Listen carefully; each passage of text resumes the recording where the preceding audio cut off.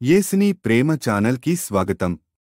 దయచేసి ఈ ఛానల్ని లైక్ చేయండి, షేర్ చేయండి, సబ్స్క్రైబ్ చేయండి. ప్రియ శ్రోతలు, ఈ రోజున మనం 118వ కీర్తనతో పాఠం ప్రారంభించుకుంటాము. ఇది యేసు ప్రభు శిలువ వేతకు ముందు పాడిన కీర్తన. హల్లేలు కీర్తనల్లో ఇది చివరిది. యేసు ప్రభువు తాను అప్పగించబడబోయే ముందు చివరి రాత్రి శిష్యులతో పస్కాను భుజించాడు. రొట్టె, ద్రాక్షరసం అనే 2 భౌతిక పదార్థాలతో తన మరణానికి జ్ఞాపకార్థమైన ఒక స్తూపం నిర్మించాడు. రొట్టె, ద్రాక్షరసం అనే ఈ 2 పదార్థాలు ప్రభువు మరణాన్ని మనకు జ్ఞాపకం చేస్తాయి. పాత నిబంధన ధర్మశాస్త్ర విధానము చొప్పున పస్కా గొర్రెపిల్లను ఇంటిల్లిపాది తినాలి. అయితే కొత్త నిబంధనలో అనగా సువార్తల్లో గొర్రెపిల్లను వధించడం, తినడం విషయమే పేర్కొనబడలేదు. గాని రొట్టె, ద్రాక్షరసం గురించి చెప్పబడింది.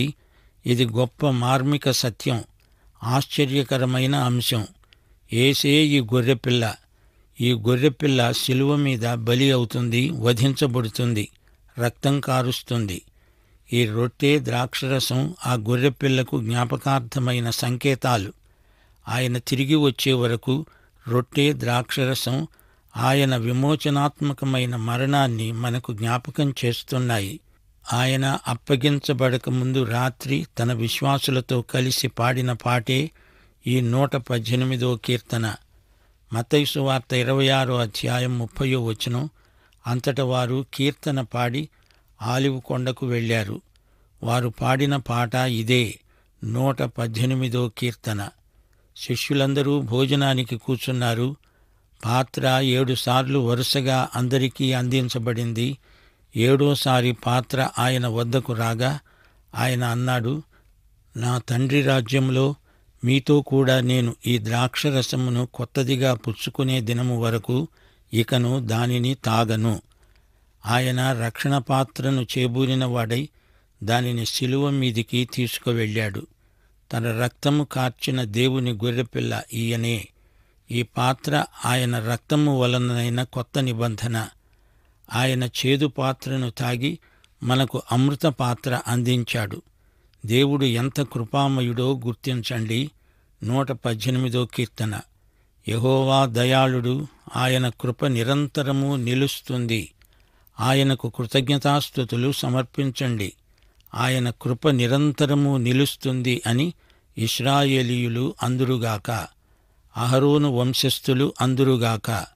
ప్రియ శ్రోతలు, ఏకీభవించి ఇదే మాట మనందరము అనాలి.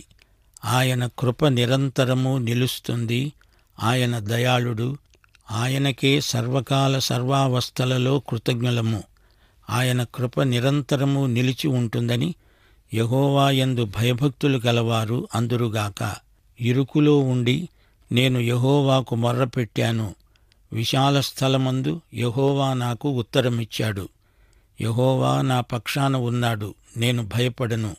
నరులు నాకేమి చేయగలరు? శ్రోతలు వింటున్నారా? యేసు ప్రభు స్వయంగా ఈ పాట పాడాడు. ఆయన ఏ మానవునికి భయపడినవాడు కాడు. మత్తయి సువార్త 27వ అధ్యాయం 46వ వచనం. నా దేవా, నా దేవా, నన్నెందుకు చెయ్యి విడిచావు అని శిలువ మీది నుండి ప్రభువు పలికాడు. 2 కొరింథీ 5వ అధ్యాయం 19వ వచనం ప్రకారం దేవుడు వారి పాపాలను వారి మీద మోపక క్రీస్తునందు లోకమును తనతో సమాధానపరుచుకున్నాడు. 118వ కీర్తన 7వ వచనం. యెహోవా నా పక్షము వహించి నాతో సహకారి అయి ఉన్నాడు. నా శత్రువుల విషయమైన నా కోరిక నెరవేరడము నేను చూస్తాను. మనుష్యులను నమ్ముకోవడము కంటే యెహోవాను ఆశ్రయించటం మేలు. ఈ వచనం పాడుతూ ప్రభువు తన శిష్యులకేసి చూచాడు. వారిలో ఒకడు అక్కడ లేడు. అతడు ఇస్కరియోతు యూదా. ఈ 11 మాటేమిటి? రాజులను నమ్మడము కంటే దేవుణ్ణి ఆశ్రయించటం మేలు. శ్రోతలు గమనించండి. శిష్యులు తనను విడిచి గొర్రెల్లాగా చెదరిపోతారు అని ప్రభువుకు తెలుసు. ప్రభువు ఈ 118వ కీర్తన పాడుతూ ఇంకా ఎన్నో సంగతులు ప్రవచనాత్మకంగా పలికాడు. అన్యజనులందరూ నన్ను చుట్టుకొని ఉన్నారు. యెహోవా నామమును బట్టి నేను వారిని నిర్మూలము చేస్తాను. కందిరీగల వలె నా మీద ముసిరి ఉన్నారు. ముండ్లు కాల్చిన మంట ఆరిపోయినట్లు వారు నశించిపోయారు. జాతులన్నీ ఏకీభవించి ఆయనను సిలువ వేశాయి, చంపాయి. ఆయన చనిపోయింది రోమీయ సిలువ మీద. అందుకే ఆ జాతి మనుగడకే ముప్పు వాటిల్లింది. యేసు పాడాడు. 118 కీర్తన 14 వచనం, యెహోవా నా దుర్గము, నా గానము, ఆయన నాకు రక్షణాధారమయ్యాడు. ఇది రక్షణ గీతం. నీతిమంతుల గుడారములలో రక్షణను గూర్చిన ఉత్సాహ నినాదము వినబడుతుంది. యెహోవా దక్షిణ హస్తము సాహస కార్యాలు చేస్తుంది. అది మహోన్నతమైనది. నేను చావను, సజీవుడనై యెహోవా క్రియలను వివరిస్తాను. ఈ వచనాలు యేసు ప్రభువు పునరుత్థానాన్ని సూచిస్తాయి. అలాగే ఇశ్రాయేలు జాతి యావత్తు మహాశ్రమల కాలంలో ఒక జాతిగా నిలిచి ఉంటుంది. ఇది ప్రవచన గీతిక. యెహోవా నన్ను కఠినంగా శిక్షించాడు గాని నన్ను మరణానికి అప్పగించలేదు. యేసు మృతులలో నుండి లేచాడు. ఆయన మహాపునరుత్థానుడు. యెహెజ్కేలు 37 అధ్యాయంలోని ఎండిన ఎముకల దృశ్యం, అందులో నుండి ఇశ్రాయేలు జాతీయ పునరుజ్జీవనం. వారు మహాసైన్యమై లేచి నిలిచారు.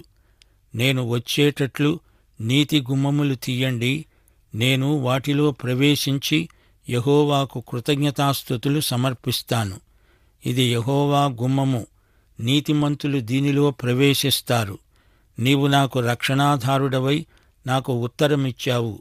నేను నీకు కృతజ్ఞతాస్తుతులు సమర్పిస్తాను. యోహాను సువార్త 10వ అధ్యాయం 9వ వచనంలో ప్రభు అన్నాడు, నేనే ద్వారమును, నా ద్వారా ఎవడైనా లోపల ప్రవేశించిన ఎడల వాడు రక్షించబడిన వాడై లోపలికి పోతూ బయటికి వస్తూ మేత మేస్తూ ఉంటాడు. యోహాను సువార్త 14వ అధ్యాయం 6వ వచనం, నేనే మార్గమును సత్యమును జీవమును, నా ద్వారానే తప్ప ఎవడూ తండ్రి వద్దకు రాడు.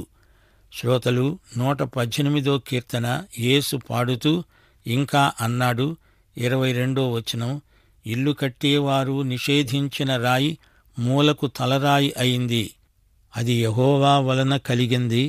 అది మన కన్నులకు ఆశ్చర్యము. ఇది యెహోవా ఏర్పాటు చేసిన దినం. దీని యందు మనము ఉత్సహించి సంతోషిద్దాము. గమనించారా? యేసే ఆ రాయి. మత్తయి సువార్త 21వ అధ్యాయం 42వ వచనం, ఇల్లు కట్టేవారు నిషేధించిన రాయి మూలకు తలరాయి అయింది. 1 పేతురు 2వ అధ్యాయం 6 నుండి 8వ వచనం వరకు ఇదే సత్యం పునరుద్ఘాటించబడింది. ఇదిగో నేను ముఖ్యమును ఏర్పరచబడినది అయిన మూలరాతిని సీయోనులో స్థాపిస్తున్నాను. ఆయన యందు విశ్వాసముంచేవాడు ఏమాత్రమూ సిగ్గుపడడు అనే మాట లేఖనమందు రాయబడి ఉన్నది. విశ్వసిస్తున్న మీకు ఆయన అమూల్యమైన వాడు. విశ్వసించని వారికైతే ఇల్లు కట్టేవారు ఏ రాతిని నిషేధించారో అదే మూలకు తలరాయి అయింది. అది అడ్డురాయి, అడ్డుబండ అయింది. కట్టేవారు వాక్యానికి అవిధేయులై తొట్టిల్లుతున్నారు. దానికే వారు నియమించబడ్డారు. ఆ రాయే ప్రభువైన యేసుక్రీస్తు. 118 కీర్తన యేసు ప్రభువు పాడాడు. 24వ వచనం, ఇది యెహోవా ఏర్పాటు చేసిన దినం. దీని యందు మనము ఉత్సహించి సంతోషిస్తాము. శ్రోతలు, దినము అంటే ఏమిటి అనుకున్నారు? దినం కేవలం 24 గంటల కాలమే కాదు. దినము అంటే బైబిలు పరిభాషలో సుదీర్ఘమైన, విస్తృతమైన కాలం కావచ్చు. ఇది యెహోవా ఏర్పరిచిన దినం అంటే రక్షణ దినం. 2000 సంవత్సరాల నుండి ఈ కాలమంతా రక్షణ దినమే. ఈ దినం, ఈ కాలమంతా మనకెంతో ఆనందం, ఉత్సాహం. హోసన్నా అనే నినాదం. దీనికి అర్థం నేడే నన్ను రక్షించు. యెహోవా, దయచేసి నన్ను రక్షించు, అభివృద్ధి కలిగించు. యెహోవా పేరట వచ్చేవాడు ఆశీర్వాదమొందునుగాక. యెహోవా మందిరములో నుండి మిమ్ములను దీవిస్తున్నాము. శ్రోతలు, జ్ఞాపకం చేసుకోండి, చివరిసారి దేవాలయాన్ని శుద్ధి చేసిన తరువాత ఆయన యెరూషలేమును గురించి విలపిస్తూ ఇదే మాట అన్నాడు. మత్తయి సువార్త 23వ అధ్యాయం 38, 39 వచనాలు. ఇదిగో మీ ఇల్లు మీకు విడువబడి ఉన్నది. ఇది మొదలుకొని ప్రభువు పేరట వచ్చేవాడు స్తుతింపబడునుగాక అని చెప్పే వరకు నన్ను చూడరు. 118వ కీర్తన 27వ వచనం. యెహోవాయే దేవుడు, ఆయన మనకు వెలుగు అనుగ్రహించాడు. ఉత్సవ బలిపశువును తాళ్లతో బలిపీఠపు కొమ్ములకు కట్టండి. శ్రోతలు, ఈ ప్రవచన సన్నివేశం శిలువ మీది యేసుక్రీస్తే. ఆయన నీకోసం నాకోసం శిలువ బలియాగమయ్యాడు.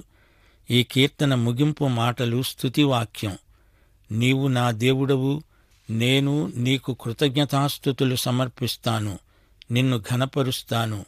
యెహోవా దయాళుడు, ఆయన కృప నిరంతరము నిలుస్తుంది.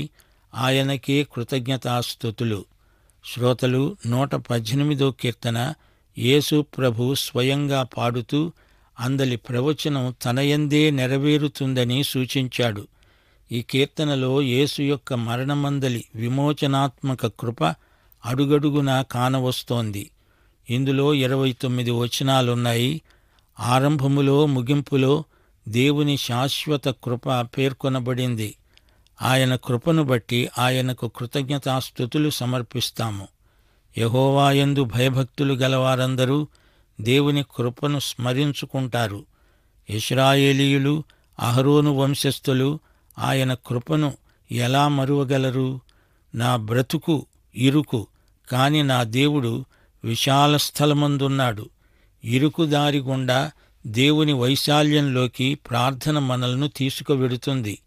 దేవుడు నా పక్షమున ఉండగా నాకు విరోధి ఎవరు? అదే పౌలీయ భావన. ఈ కీర్తనలో ఇదే భావన మనకు కనిపిస్తోంది. దేవుడు నా సహకారి, నా ఉపకారి. మనుషులు నమ్మదగిన వారు కారు, దేవుడే నమ్మదగినవాడు. దేవునికి నమ్మకమైన వారు కావాలి. విశ్వసనీయులై ఉండడానికే దేవుడు నిన్ను నన్ను పిలిచాడు. దావీదు కీర్తనల్లో శత్రువులు నాశనమైపోవాలి అనే శాపనార్థాలు వినపడతాయి. కాని శత్రువులు కాదు, వారి శత్రుత్వ వైఖరి నాశనమైపోవాలి అనేది దేవుని చిత్తం. దేవునికి ఎవరూ శత్రువులు లేరు. కొందరు దేవునికి వ్యతిరేకంగా పనిచేసేవారు ఉన్నారు గాని దేవుడు వారిని ప్రేమించి వారిలోని శత్రుత్వాన్ని నాశనం చేస్తాడు. పాపిని ప్రేమించి అతనిలోని పాపాన్ని క్రీస్తు శిలువ చేత ధ్వంసం చేస్తాడు. పాత నిబంధనలో అన్యజాతులు అంటే యూదేతరులు, కొత్త నిబంధనలో అన్యులు అనే మాట లేదు. ఉన్నా దానికి అర్థం దేవుని కుటుంబానికి చెందని వారు. క్రీస్తును అంగీకరించిన వారు అన్యులు కారు, ధన్యులు. యెహోవా నామమును బట్టి నేను జయం సాధిస్తాను అని దావీదు అంటే, ఈ రోజున యేసు నామము సర్వజాతులకు బహుళార్థ సాధకమైనది. దేవుని బిడ్డలు ఏ సత్కార్యము చేసినా యేసు నామమున చేస్తారు. రక్షించే నామము యేసునామం. యేసు నామమున మనకు సైతానుపై అఖండ విజయం. యెహోవా యేసు మనకు రక్షణాధారం. ఆయన మన దుర్గం. ఆయనే మన గానం. రక్షణను గురించిన ఉత్సాహ సునాదం మన గృహాలలో వినపడాలి. ప్రతి క్రైస్తవ గృహం నీతిమంతుల నివాసం. యేసునందలి విశ్వాసమును బట్టి మనం నీతిమంతులం. పాపం పోయినప్పుడు పాపి నీతిమంతుడవుతాడు. యెహోవా దక్షిణ హస్తము కుడి చెయ్యి యేసే. యెహోవా బాహువు యేసుక్రీస్తే. యేసు మృత్యుంజయుడు. ఆయన విశ్వాసులు మృత్యుంజయులే. మనం చావం. చావు ఒక శాపం. దేవుడు మనకు క్రీస్తునందు ఆ శాపాన్ని ఎత్తివేశాడు. ప్రతి విశ్వాసి అనుకోవాలి. 17వ వచనం, నేను చావను, సజీవుడనై యేసు నామమున సత్క్రియలు చేస్తాను. దేవుడు తన బిడ్డలను చంపడు. తప్పు చేస్తే తండ్రిగా మనల్ని శిక్షిస్తాడు. పరలోక మార్గం యేసే. ఆ మార్గమందు నడిచి పరలోకంలో ప్రవేశించేవారు నీతిమంతులు. యేసుక్రీస్తు నాకై నీకై చీలిన యుగయుగాల శిల. ఆయన మూలకు తలరాయి. తిరస్కరించబడిన రాయి మూలకు తలరాయి కావటం ఎంతైనా ఆశ్చర్యకరం. 24వ వచనాన్ని మన వాళ్ళు ప్రతి సందర్భానికి వాడతారు. ఇది యెహోవా ఏర్పాటు చేసిన దినం, దీనియందు మనము ఉత్సహించి సంతోషిస్తాము. కాని ఈ వచనం యేసుక్రీస్తును సూచిస్తుంది. ఇది రక్షణ దినమును గురించిన వచనం. శిలువ వేతకు అప్పటి నుండి కొనసాగుతున్న రక్షణ అవకాశ దినమే ఈ కాలమంతా. రక్షణ, అభివృద్ధి, ఆశీర్వాదము క్రీస్తునందు మనకు చేయబడిన వాగ్దానాలు. ఉత్సవ బలిపశువును తాళ్లతో బలిపీఠపు కొమ్ములకు కట్టాలి. ఇది శిలువ వేత సన్నివేశం. శ్రోతలు, 119 కీర్తనలోకి రండి. ఈ కీర్తనలో 176 వచనాలున్నాయి. ఈ కీర్తన అంతా దేవుని వాక్యాన్ని గురించే. దేవుని అభిషేకం ఆయన వాక్యం మీద ఎల్లప్పుడూ నిలిచి ఉంది. ఈ కీర్తనలోని ప్రతి చరణము హీబ్రూ అక్షరాదిక్రమణికలో రాయబడింది. ప్రతి చరణంలోని ప్రథమాక్షరం హీబ్రూ అక్షరక్రమంలో ఉంది. ప్రతి చరణంలో 8 వచనాలు. 8 అనే అంకె పునరుత్థానాన్ని సూచిస్తుంది. మన ప్రభు ఆదివారం నాడు మృతులలో నుండి లేచాడు. ఆదివారం 8వ రోజు, సబ్బాతు 7వ రోజు శనివారం. రోమాపత్రిక 11వ అధ్యాయం 15వ వచనం, ఇశ్రాయేలును విసర్జించడము లోకాన్ని దేవునితో సమాధానపరచడమే అయితే వారిని చేర్చుకోవడము ఏమవుతుంది? మృతులు సజీవులైనట్లే అవుతుంది గదా. దేవునికి ఇశ్రాయేలు జాతితో పని ఇంకా అయిపోలేదు. యేసు ప్రభు మృతులలో నుండి లేచినట్లే ఇశ్రాయేలు ఒక జాతిగా 1000 ఏండ్ల ఏలుబడిలో పునరుజ్జీవం పొందుతుంది. దేవుడు మహావిజేత. ఆ రోజున అసంఖ్యాకులు రక్షించబడతారు.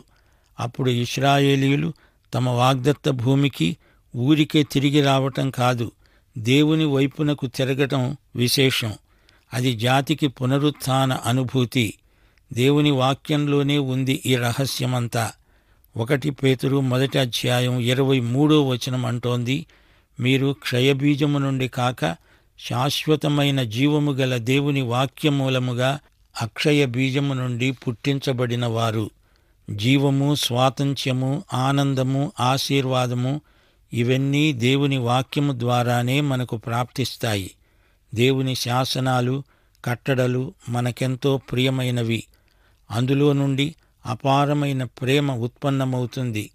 హీబ్రూ అక్షరాలు 22: ఆలెఫ్, బేత్, గీమెల్, దాలెత్, హే, వావ్, జాయిన్, హేత్, తేత్, యోద్, కఫ్, లామెద్, మేమ్, నూన్, సామెహ్, అయిన్, పే, సాదే, ఖోఫ్, రేష్, షీన్, తౌ.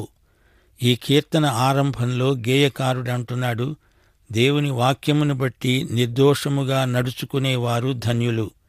ధర్మశాస్త్రము అంటే దేవుని వాక్యమని అర్థం చేసుకోవాలి. దేవుని వాక్యం అంటే దేవుని శాసనాలు. పూర్ణ హృదయంతో ఆయనను వెదికేవారు ధన్యులు. ఆత్మయందు నడిచేవారు ధన్యులు. 9వ వచనం, యువతీ యువకులు దేనిచేత తమ నడతను శుద్ధిపరచుకుంటారు? నీ వాక్యమును బట్టి దానిని జాగ్రత్తగా చూచుకోవడం చేతనే గదా. 11వ వచనం, నీ ఎదట నేను పాపము చేయకుండా నా హృదయములో నీ వాక్యాన్ని ఉంచుకున్నాను. యువదశలో దేవుని వాక్యాన్ని గైకొనాలి. వాక్యానికి విధేయులవ్వాలి. వాక్యాన్ని హృదయంలో దాచుకునేవారు పాపం చెయ్యరు, చెయ్యజాలరు.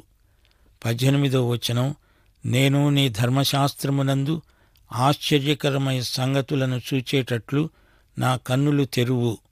వాక్యమే మనకు కనువిప్పు. 25వ వచనం, నా ప్రాణము మంటిని హత్తుకొని ఉన్నది, నీ వాక్యము చేత నన్ను బ్రతికించు.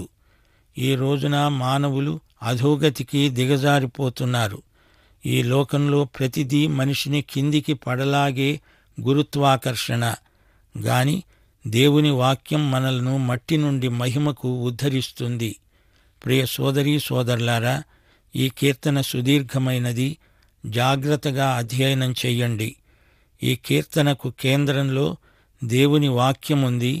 ఆ వాక్యము ఆది నుండి ఉన్న క్రీస్తే. ప్రియ సోదరీ సోదరుడా, నీవీ క్రీస్తును వ్యక్తిగత రక్షకునిగా ఎరుగుదువా? పాఠం ఇంతటితో సమాప్తం. మన ప్రభు అయిన యేసుక్రీస్తు వారి కృప, తండ్రి అయిన దేవుని ప్రేమ, పరిశుద్ధాత్మ యొక్క అన్యోన్య సహవాసము మనకందరికీ నిత్యత్వము పర్యంతము తోడై ఉండునుగాక. ఆమేన్. దయచేసి ఈ ఛానల్ని లైక్ చేయండి, షేర్ చేయండి, సబ్స్క్రైబ్ చేయండి.